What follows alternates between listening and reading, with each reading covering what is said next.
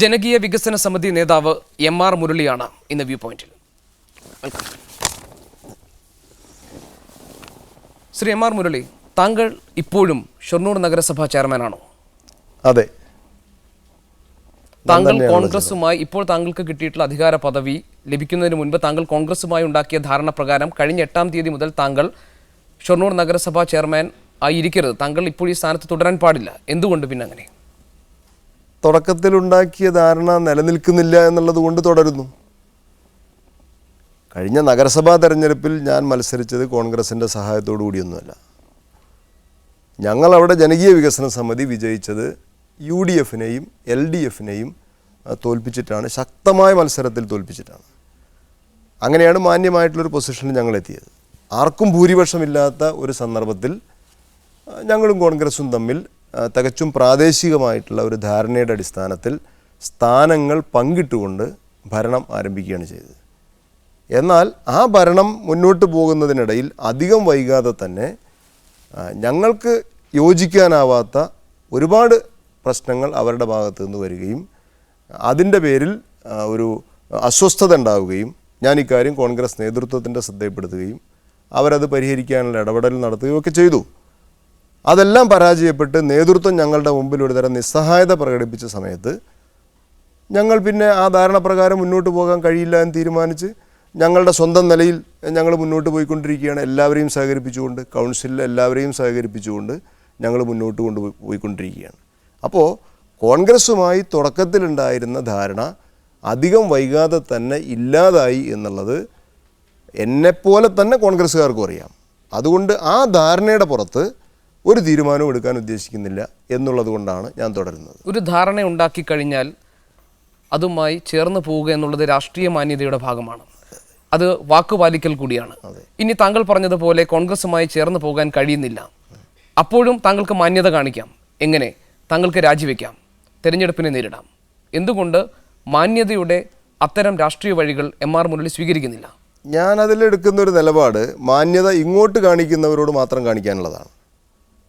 നഗരസഭാ ചെയർമാൻ എന്ന അവിടുത്തെ ജനങ്ങളോടുള്ളൊരു ഉത്തരവാദിത്വം ഇപ്പോൾ നിർവഹിച്ചുകൊണ്ടിരിക്കുകയാണ്. എല്ലാ കാലത്തും ആ പദവിയിൽ അങ്ങനെ തുടരണം എന്നും ആഗ്രഹമില്ല. പക്ഷേ കോൺഗ്രസുമായി ഉണ്ടാക്കിയ ധാരണയുടെ അടിസ്ഥാനത്തിൽ ഇങ്ങോട്ട് മാന്യത കാണിക്കാത്തവരോട് അങ്ങോട്ട് മാന്യത കാണിച്ചുകൊണ്ട് സ്ഥാനങ്ങൾ ഒഴിയുന്നതിന് ഞങ്ങൾ തയ്യാറല്ല എന്ന് മാത്രമേ ഇപ്പോൾ തീരുമാനിച്ചിട്ടുള്ളൂ. എം.ആർ. മുരളിക്ക് ഒരു രാഷ്ട്രീയ വ്യക്തിത്വം ഉണ്ടാകേണ്ടതല്ലേ? CPIM-ൽ സംഘടനാപരമായ കാര്യങ്ങളിൽ വിയോജിപ്പ് രേഖപ്പെടുത്തിക്കൊണ്ട് നട്ടെല്ലോടുകൂടി പുറത്തേക്ക് വന്ന ആളാണ് എം.ആർ. മുരളി. എം.ആർ. മുരളിയിൽ നിന്നും പ്രതീക്ഷിക്കുന്ന ഒരു പെരുമാറ്റമല്ല ഇത്. ഞാൻ പറഞ്ഞല്ലോ, ഞങ്ങളങ്ങനെ അധികാരത്തിൽ തുടരുന്നതിന് വേണ്ടി ഒരടവ് സ്വീകരിക്കുകയല്ല. വളരെ വേദനാജനകമായിട്ടുള്ള അനുഭവങ്ങളാണ് ഈ നഗരസഭാ ഭരണം ആരംഭിച്ചത് മുതൽ ഞങ്ങൾക്കുണ്ടായത്. ഞാനിക്കാര്യം കോൺഗ്രസ് നേതാക്കളോട് നിരവധി തവണ പറഞ്ഞതാണ്, അവരിടപെട്ടതാണ്. ഒരു ഘട്ടത്തിൽ അവർ നിസ്സഹായത പ്രകടിപ്പിച്ച് പിന്മാറി. നഗരസഭാ ഭരണത്തിൻ്റെ ദൈനംദിന കാര്യങ്ങൾ പോലും മുന്നോട്ട് കൊണ്ടുപോകാൻ വിഷമിച്ച സന്ദർഭം അവിടെ ഉണ്ടായിട്ടുണ്ട്. അപ്പോൾ ഞങ്ങളത് അധികാരം ഉപേക്ഷിച്ച് അല്ലെങ്കിൽ സ്ഥാനങ്ങൾ ഉപേക്ഷിച്ച് പോകാതിരുന്നത് അവിടെ ഒരു ഭരണസ്തംഭനവും ജനങ്ങളോടുള്ള ഉത്തരവാദിത്വം നിർവഹിക്കുന്നതിൽ വീഴ്ച വരരുത് എന്നുള്ളത് കൊണ്ട് മാത്രമാണ്. അധികാരത്തിൽ തുടരുന്നതിനുള്ള വ്യാമോഹം കൊണ്ടല്ല. കോൺഗ്രസുമായി നിലവിലിപ്പോൾ അവിടെ ഒരു ധാരണയില്ല. നഗരസഭയിലെ കോൺഗ്രസ് നേതാവ് VK ശ്രീകണ്ഠൻ പറഞ്ഞിട്ടുണ്ട്, ബജറ്റിന്റെ കാര്യത്തിൽ ഉൾപ്പെടെ എല്ലാ കാര്യങ്ങളിലും ഏകകണ്ഠമായാണ് തീരുമാനങ്ങൾ എടുക്കുന്നത്. എല്ലാ ഘട്ടത്തിലും നഗരസഭയുടെ വികസനവുമായി ബന്ധപ്പെട്ട കാര്യങ്ങളിൽ പൂർണ്ണമായ പിന്തുണ കോൺഗ്രസ് നൽകിയിട്ടുണ്ട്. CV ബാലചന്ദ്രൻ DCC പ്രസിഡന്റ് പറഞ്ഞു, വാക്കു പാലിച്ചില്ലെങ്കിൽ കനത്ത പ്രത്യാഘാതങ്ങൾ ഉണ്ടാകും ഈ വിഷയത്തിൽ നിന്ന്. അതേ സംബന്ധിച്ചൊന്നും ഞാനിപ്പോൾ പ്രതികരിക്കുന്നില്ല. വാക്ക് ആരൊക്കെ പാലിച്ചു, എത്രത്തോളം മാന്യത കാണിച്ചു എന്നുള്ളതൊക്കെ അവിടെ എല്ലാവർക്കും അറിയുന്നൊരു കാര്യമാണ്. ഇപ്പോൾ ഇത് കണ്ടുകൊണ്ടിരിക്കുന്ന ഷൊർണൂരിലെ ജനങ്ങളെ സംബന്ധിച്ചിടത്തോളം ഈ കാര്യത്തിലൊന്നും ഒരു അവ്യക്തതയുമില്ല. കാരണം അവിടുത്തെ ദിനംപ്രതി എന്നോണം അവിടുത്തെ സംഭവവികാസങ്ങൾ ആളുകൾ കണ്ടുകൊണ്ടിരിക്കുന്നതായിരുന്നു. ഭരണത്തോടുള്ള കോൺഗ്രസിൻ്റെ സമീപനം എന്തായിരുന്നു, ഭരണം സുഗമമായി മുന്നോട്ട് പോകുന്നതിന് എത്രത്തോളം സഹകരണം അവരുടെ ഭാഗത്തു നിന്നുണ്ടായിട്ടുണ്ട് എന്ന് തുടങ്ങിയ കാര്യങ്ങളെല്ലാം ജനം കണ്ടു കഴിഞ്ഞതാണ്. അപ്പോൾ അതുകൊണ്ട് തന്നെ ഒരു പ്രസക്തിയുമില്ല തുടക്കത്തിലുണ്ടായിരുന്ന ധാരണയെക്കുറിച്ച് ഇപ്പോൾ സംസാരിക്കുന്നതിന്. കോൺഗ്രസ് അംഗങ്ങൾ മുഴുവൻ രാജിവെച്ചു, വൈസ് ചെയർമാൻ ഉൾപ്പെടെ രാജിവെക്കാനുള്ള തീരുമാനത്തിലേക്കാണ് കോൺഗ്രസ് പോകുന്നത്. പ്രതിസന്ധി ഉണ്ടാക്കില്ലേ താങ്കൾക്കിത്? ഒരു പ്രതിസന്ധിയും ഉണ്ടാകുമെന്ന് ഞാൻ കരുതുന്നില്ല. താങ്കൾ പ്രതീക്ഷിക്കുന്നത് CPIM-ന്റെ 12 CPI-യുടെ ഒരു അംഗത്തിൻ്റെയും കൂടെയുള്ള പിൻബലമാണ്, പിന്തുണയാണ്. അല്ല, ഇപ്പോൾ അവിടെ കാര്യങ്ങൾ നടന്നു പോകുന്നത് LDF-ന്റെ 13 പേരുണ്ട്, BJP-യുടെ 3 പേരുണ്ട്. നഗരസഭാ ഭരണത്തിൽ രാഷ്ട്രീയം കാണാതെ കാര്യങ്ങളോട് സഹകരിച്ചു പോകുന്ന ഒരു സ്ഥിതി അവരൊക്കെ, അങ്ങനൊരു സമീപനം അവരൊക്കെ എടുക്കുന്നുണ്ട്. അതുകൊണ്ടാണ് ഇപ്പോൾ കാര്യങ്ങൾ മുന്നോട്ട് പോകുന്നത്. ഭരണം തുടർന്ന് മുന്നോട്ട് കൊണ്ടുപോകണോ വേണ്ടയോ എന്നുള്ളത് ഞങ്ങൾ കൂടിയാലോചിച്ച് തീരുമാനിക്കും. അത് ഇതിനെ ഒന്നും അടിസ്ഥാനമാക്കിയിട്ടല്ല. താങ്കൾ രാജിവെച്ച് തെരഞ്ഞെടുപ്പിനെ നേരിടുമോ? അല്ല, രാജിവെച്ച് കഴിഞ്ഞാൽ പിന്നെ തെരഞ്ഞെടുപ്പിനെ നേരിടുമോ വേണ്ടയോ എന്നുള്ളതൊക്കെ പിന്നീട് തീരുമാനിക്കുന്ന കാര്യമാണ്. അത് സംബന്ധിച്ചൊരു തീരുമാനം ഇപ്പം ഞങ്ങൾ എടുത്തിട്ടില്ല. ഇപ്പോഴാണല്ലോ കോൺഗ്രസ്സുകാരുടെ രാജി വന്നത്. അപ്പോൾ എന്ത് ചെയ്യണം എന്നുള്ളതിനെ സംബന്ധിച്ച് തുടർന്ന് ഞങ്ങൾ കൂടിയാലോചിച്ച് തീരുമാനിക്കും. കോൺഗ്രസ് ഒരു അവിശ്വാസം കൊണ്ടുവന്നാൽ അതിനെ പിന്തുണയ്ക്കില്ല എന്ന് CPIM വ്യക്തമാക്കി കഴിഞ്ഞു. അതിൻ്റെ രാഷ്ട്രീയ മറുപുറമായി മനസ്സിലാക്കുന്നതും പുറത്തു കേൾക്കുന്നതും MR മുരളി CPIM-ലേക്ക് തിരിച്ചു പോകാൻ ആലോചിക്കുന്നു. ഇതുമായി ബന്ധപ്പെട്ടിട്ടുള്ള ചർച്ചകൾ നടക്കുന്നുണ്ട്. മുരളി വളരെ സജീവമായി തന്നെ ഇത് പരിഗണിക്കുന്നുണ്ടെന്നാണ്. ശരിയാണോ? CPM പറഞ്ഞത് CPM-ൻ്റെ ഒരു നയം ആവർത്തിച്ചു പറഞ്ഞു എന്നല്ലാതെ അതിൽ എന്തെങ്കിലും പ്രത്യേകത ഞാൻ കാണുന്നില്ല. ഒരവിശ്വാസ പ്രമേയം വന്നാൽ കോൺഗ്രസ്സുമായി ചേർന്ന് അവിശ്വാസ പ്രമേയത്തിന് അനുകൂലമായി വോട്ട് ചെയ്യില്ല, അല്ലെങ്കിൽ കോൺഗ്രസ്സുമായും BJP-യുമായും ചേർന്ന് അവിശ്വാസ പ്രമേയം കൊണ്ടുവരുന്നതിനോ പാസ്സാക്കുന്നതിനോ ഞങ്ങൾ തയ്യാറില്ല എന്ന CPM-ൻ്റെ ഒരു നയം അവരാവർത്തിച്ചു പ്രഖ്യാപിച്ചു എന്നല്ലാതെ അക്കാര്യത്തിൽ എന്തെങ്കിലും ഒരു പ്രത്യേകതയുണ്ട് എന്ന് ഞാൻ കരുതുന്നില്ല. CPM നേതാക്കളുമായി സൗഹൃദം എനിക്കുണ്ട്. CPM-ൽ നിന്നും പുറത്തിറങ്ങിയതിന് ശേഷവും അന്നത്തെ പോലെ തന്നെയുള്ള സൗഹൃദം ഇന്നും കാത്തു സൂക്ഷിക്കുന്ന പ്രാദേശികമായിട്ടുള്ള നേതാക്കളുമുണ്ട്, ഉയർന്ന നേതാക്കളുമുണ്ട്. അവരൊക്കെ സംസാരിക്കാറുണ്ട്. ഞങ്ങളെപ്പോലുള്ളവരൊക്കെ പാർട്ടിയിലേക്ക് തിരിച്ചു വരണം എന്ന ആത്മാർത്ഥമായിട്ടുള്ള ആഗ്രഹം അവരൊക്കെ വ്യക്തിപരമായി ഞങ്ങളോടൊക്കെ പ്രകടിപ്പിക്കാറുണ്ട്. അതിനപ്പുറം ഒരു ഔദ്യോഗികമായിട്ടുള്ള ചർച്ചയുടെ തലത്തിലേക്കൊന്നും ഈ കാര്യങ്ങൾ പോയിട്ടില്ല. ഒറ്റപ്പാലം മുൻ MP S അജയകുമാർ ചർച്ചകൾ തുടങ്ങി വെച്ചുവെന്നും പിന്നീട് AK ബാലൻ ഇടപെട്ടുകൊണ്ട് ഈ ചർച്ചകൾ സജീവമായി മുന്നോട്ട് കൊണ്ടുപോകുന്നുണ്ടെന്നും സംസ്ഥാന നേതൃത്വത്തിന് MV രാഘവനെയും KR ഗൗരിയമ്മയെയും എല്ലാം തിരിച്ചു പാർട്ടിയിലേക്ക് കൊണ്ടുവരുന്നതിൻ്റെ ഭാഗമായി MR മുരളിയെ പോലെയുള്ളവരെ കൂടി തിരിച്ചു പാർട്ടിയിലേക്ക് കൊണ്ടുവരണമെന്ന് ഒരു ആഗ്രഹമുണ്ടെന്നും ആണ് വാർത്ത. AK ബാലനടക്കമുള്ള നേതാക്കൾ എൻ്റെ അടുത്ത സുഹൃത്തുക്കളാണ് ഇപ്പോഴും. ഞാൻ പറഞ്ഞല്ലോ, ആ സൗഹൃദം ഇപ്പോഴും നിലനിൽക്കുന്നുണ്ട്. അവരിപ്പോൾ എന്നോട് സൗഹൃദ സംഭാഷണം നടത്തുന്നത് പാർട്ടി നേതൃത്വത്തിൻ്റെ അറിവോടുകൂടിയാണോ സമ്മതത്തോടു കൂടിയാണോ എന്നുള്ളതൊക്കെ അവർ പറയേണ്ട കാര്യങ്ങളാണ്. അവർ പ്രകടിപ്പിച്ച ആഗ്രഹം അല്ലെങ്കിൽ സംസാരത്തിനിടയിൽ വന്ന ഒരു വിഷയമാണ് ഞാനിവിടെ പറഞ്ഞത്.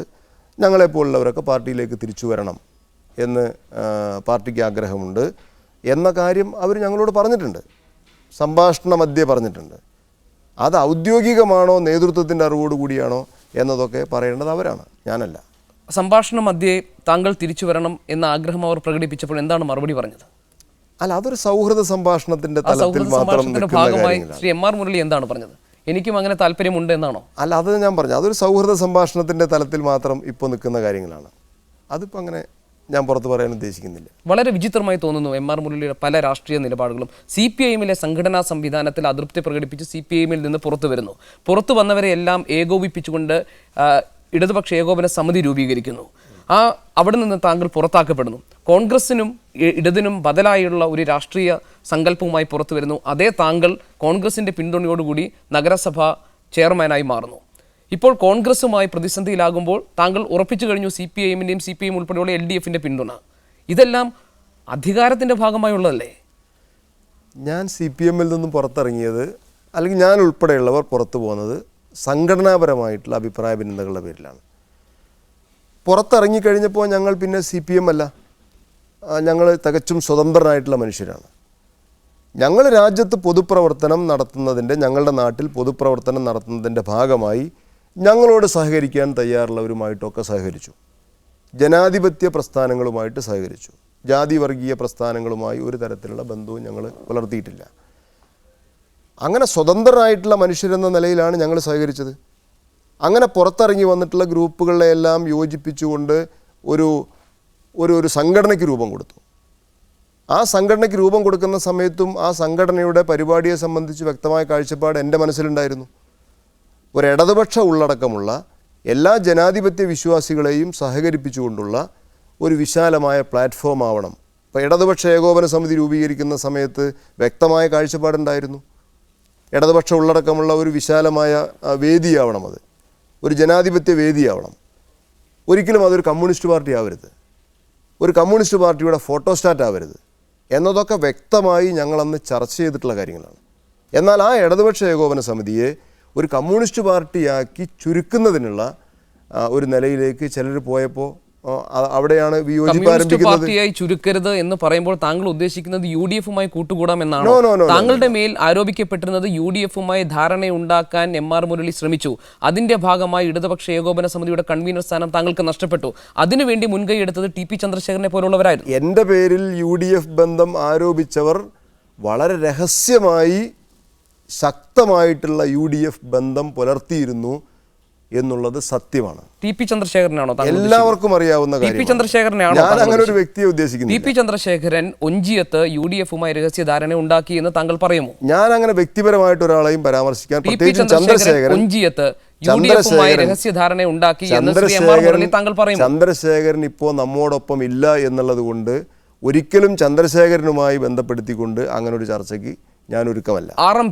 അതേസമയം കേരളത്തിലെ ഞങ്ങളുടേതുപോലുള്ള ഇടതുപക്ഷ ഗ്രൂപ്പുകൾ അല്ലെങ്കിൽ CPM-ൽ നിന്നും പുറത്തിറങ്ങി വന്നിട്ടുള്ള പല ഗ്രൂപ്പുകളും അതീവ രഹസ്യമായി ഇപ്പോൾ എന്നേക്കാൾ ശക്തമായിട്ടുള്ള ബന്ധം UDF-ഉമായി ഉണ്ടാക്കിയിട്ടുണ്ട്.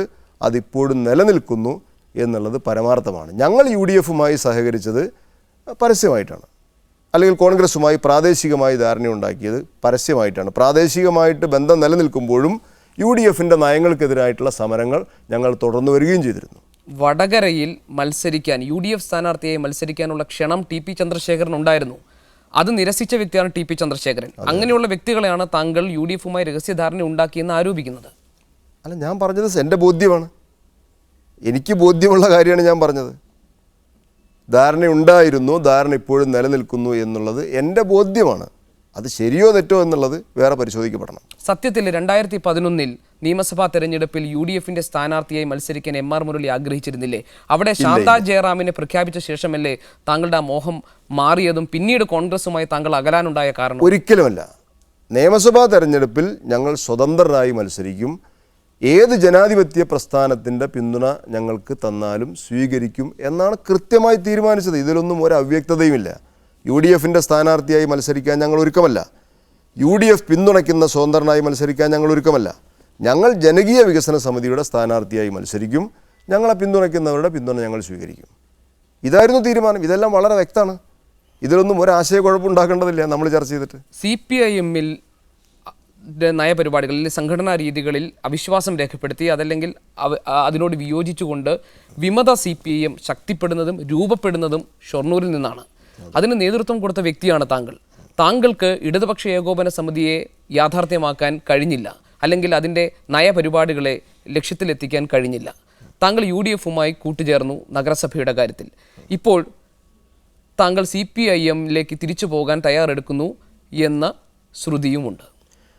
അത് വാർത്തകൾ മാത്രമാണ്. ഞങ്ങളവിടെ ജനകീയ വികസന സമിതി ഞങ്ങൾ ആവർത്തിച്ച് വ്യക്തമാക്കി കഴിഞ്ഞു. ഞങ്ങളുടെ നിലപാട് ഞങ്ങളവിടെ ഓരോ ദിവസവും ആവർത്തിച്ച് പറഞ്ഞുകൊണ്ടിരിക്കുകയാണ്. ഞങ്ങളൊരു സ്വതന്ത്ര ഇടതുപക്ഷ ഗ്രൂപ്പായി നിൽക്കും. ഒരു പാർട്ടിയിലും ചേരാൻ ഞങ്ങളിപ്പോൾ തീരുമാനമെടുത്തിട്ടില്ല. ഞാനൊരു വ്യക്തിയല്ല, ഞാനൊരു സംഘടനയുടെ ഭാഗമാണ്. ചെറുതാണെങ്കിലും ഒരു സംഘടനയുടെ ഭാഗമാണ്. അതുകൊണ്ട് ഒരു പാർട്ടിയിലും ചേരാൻ തീരുമാനിച്ചിട്ടില്ല എന്ന ഞങ്ങളുടെ സംഘടനയുടെ തീരുമാനം എനിക്ക് ബാധകമാണ്. ഞങ്ങളത് ആവർത്തിച്ച് പറഞ്ഞുകൊണ്ടിരിക്കുകയാണ്. പിന്നെ എന്തിനാണ് ഞങ്ങളെ ഇങ്ങനെ ഏതെങ്കിലും പാർട്ടിയിൽ കൊണ്ട് ചേർക്കുന്നതിന് വേണ്ടി ഇങ്ങനെ ധൃതി പലരും കാണിക്കുന്നതെന്ന് എനിക്ക് മനസ്സിലാവുന്നില്ല. ഇടതുപക്ഷ ഗ്രൂപ്പ് എന്ന നിലയിൽ ഞങ്ങൾക്ക് യോജിക്കാവുന്ന മേഖലകളിൽ CPM ഉൾപ്പെടെയുള്ള പാർട്ടികളുമായി യോജിക്കും എന്നേ ഞങ്ങൾ പറഞ്ഞിട്ടുള്ളൂ. എതിർക്കേണ്ട കാര്യങ്ങളെ ഞങ്ങൾ എതിർക്കുക തന്നെ ചെയ്യും. CPIM-യുമായി താങ്കൾക്കുണ്ടായ അഭിപ്രായ ഭിന്നത അത് അതേ ആർജവത്തോടെ, അതേ തീക്ഷ്ണതയിൽ ഇപ്പോഴും നിലനിൽക്കുന്നു. CPM-നെ സംബന്ധിച്ചുള്ള അഭിപ്രായ വ്യത്യാസങ്ങൾ CPM-ൽ നിൽക്കുന്ന സമയത്ത് CPM-നകത്ത് വേദികളിൽ ശക്തമായി പറഞ്ഞിട്ടുണ്ട്. പുറത്തിറങ്ങിയ സമയത്ത് ശക്തമായി അത് പുറത്ത് പ്രകടിപ്പിച്ചിട്ടുണ്ട്. CPM-നെ സംബന്ധിച്ചുള്ള വ്യത്യസ്ത അഭിപ്രായങ്ങൾ ഇപ്പോഴും നിലനിൽക്കുകയാണ്. അത് അതേ ആർജവത്തോടു കൂടി തന്നെ നിലനിൽക്കുകയാണ്. VS അച്യുതാനന്ദൻ CPIM-നകത്ത് നടത്തിയിരുന്ന പോരാട്ടത്തെ മനസ്സാൽ പിന്തുടരുകയും അതിനെ അംഗീകരിക്കുകയും ചെയ്ത വ്യക്തിയാണ് താങ്കൾ. പിന്നീട് താങ്കൾ പറഞ്ഞു VS നിലകൊണ്ടത് സത്യസന്ധമായിരുന്നു എന്ന കാര്യത്തിൽ പിന്നീട് സംശയം തോന്നിയെന്ന്. VSന്റെ നിലപാടിൽ ഇപ്പോഴും ശ്രീ MR മുരളിക്ക് സംശയമുണ്ടോ? VSന്റെ പല നിലപാടുകളും ഞാൻ ഉൾപ്പെടെയുള്ള ആളുകളെ ആവേശം കൊള്ളിച്ചിട്ടുണ്ട്. പാർട്ടി ഒരു തെറ്റായ നിലപാടാണ് സ്വീകരിക്കുന്നത് എന്ന് തുറന്നു പറഞ്ഞുകൊണ്ട് VS ചില നിലപാടുകൾ എടുത്തപ്പോൾ അതാണ് ശരി എന്ന് ഞാൻ ഉൾപ്പെടെയുള്ള നിരവധി ആളുകൾക്ക് തോന്നിയിട്ടുണ്ട്. എന്നാൽ VS ആ സമരങ്ങൾ അല്ലെങ്കിൽ ആ പ്രവർത്തനം തുടർന്നു കൊണ്ടുപോകുന്നില്ല. ഒരു ഘട്ടം കഴിയുമ്പോൾ VS അതിൽ നിന്നും പിന്മാറുന്നു. ഈ അഭിപ്രായം പല ഘട്ടങ്ങളിലും ഞാൻ ഉൾപ്പെടെയുള്ള ആളുകൾ പ്രകടിപ്പിച്ചിട്ടുണ്ട്. CPM-നകത്ത് നിന്നുകൊണ്ട് ഒരു പക്ഷേ VS-ന് ഒരു പരിധിക്കപ്പുറം ഈ പ്രശ്നങ്ങളുമായി മുന്നോട്ട് പോകാൻ കഴിയില്ലായിരിക്കാം. പക്ഷേ വലിയ പ്രതീക്ഷ ജനിപ്പിക്കുകയും പിന്നീട് പിന്മാറുകയും ചെയ്യുമ്പോൾ സ്വാഭാവികമായും ആർക്കുമുണ്ടാകുന്ന സംശയങ്ങളാണ് ഞാനും പ്രകടിപ്പിച്ചത്.